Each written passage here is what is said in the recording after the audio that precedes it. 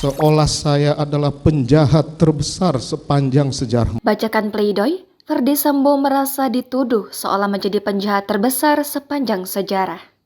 Terdakwa Ferdy Sambo merasa dituduh seolah-olah menjadi penjahat terbesar sepanjang sejarah manusia. Sambo merupakan terdakwa kasus pembunuhan berencana Brigadir Nofriansah Yosua Huta Barat.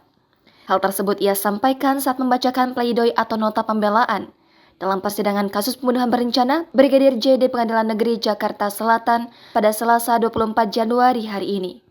Sejak awal saya ditempatkan sebagai terperiksa dalam perkara ini, beragam tuduhan telah disebarluaskan di media dan masyarakat. Dalam pledoi itu, Sambo membeberkan tuduhan-tuduhan terhadap dirinya sejak kasus Yosua mencuat, mulai dari melakukan penyiksaan terhadap Yosua hingga menjadi bandar narkoba dan judi.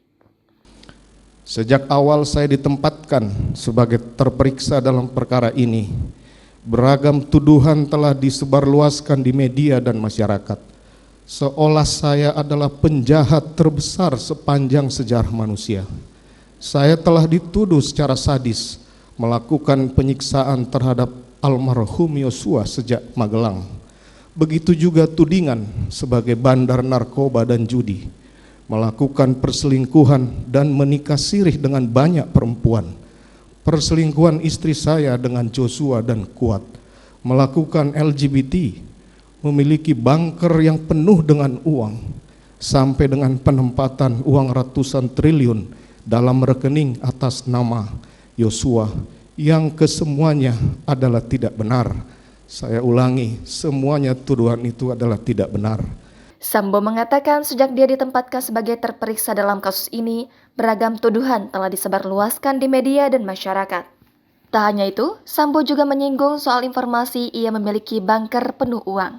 Sambo mengatakan semua tuduhan itu tidaklah benar.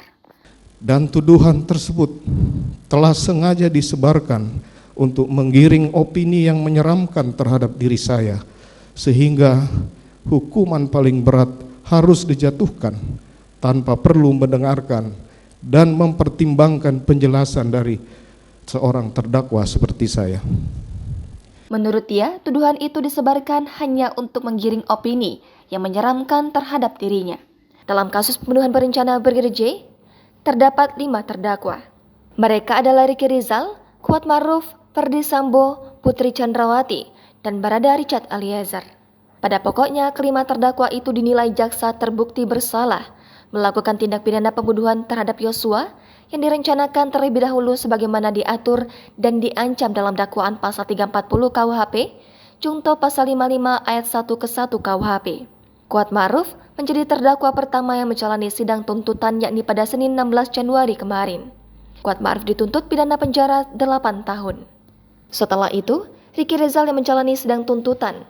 Ex-ajudan Ferdy Sambo berpangkat Brigadir Polisi Kepala atau Bribka itu dituntut pidana penjara 8 tahun.